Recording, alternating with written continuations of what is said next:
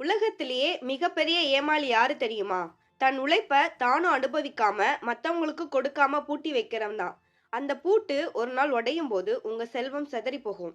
இதுக்காகவே நம்ம முன்னோர்கள் ஒரு எச்சரிக்கையான பழமொழி சொல்லியிருக்காங்க. அது ஈயார் தேட்டை தீயார் கொள்வார். வாங்க உண்மையான விளக்கத்தை டீகோட் பண்ணலாம். ஈயார் அப்படின்னா மத்தவங்களுக்கு கொடுத்து உதவாத கருமி. தேட்டை அப்படின்னா கஷ்டப்பட்டு சேர்த்து வைக்கிற செல்வம். நம்ம ஊர்ல ஒரு உதாரணம் சொல்லுவாங்க. தேனீக்கள் ஒவ்வொரு பூவா போய் தேனை சேகரிக்கும். ஆனா அதை தானும் முழுசா அனுபவிக்காம யாரோ ஒருத்தன் புகைய போட்டு அந்த தேனை மொத்தமா எடுத்துட்டு போயிடுவான்.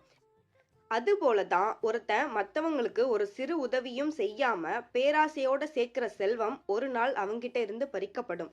அது இயற்கை கொடுக்கிற தண்டனையாவோ அல்லது திருடுகள் மூலமாவோ நடக்கலாம். நீங்க மத்தவங்களுக்கு கொடுக்க மறுக்கிற அந்த ரூபாய் உங்க நிம்மதிய ஒரு நாள் திருடிட்டு போயிடும். ஈகை இல்லாத செல்வம் என்னைக்குமே உங்ககிட்ட நிலைக்காது. நம்ம அடையாளமும் நிம்மதியும் நாம எவ்வளவு சம்பாதிச்சோங்கிறதுல இல்ல, அந்த சம்பாத்தியத்துல எவ்வளவு பேருக்கு உதவணுங்கிறதுல தான் இருக்கு. பழமொழிகள் புரிந்தால்தான் அழகு. இது போல பழமொழிகளின் விவரங்களை தெரிஞ்சுக்க டீகோடிங் பழமொழி சேனலுக்கு மறக்காம சப்ஸ்கிரைப் பண்ணுங்க.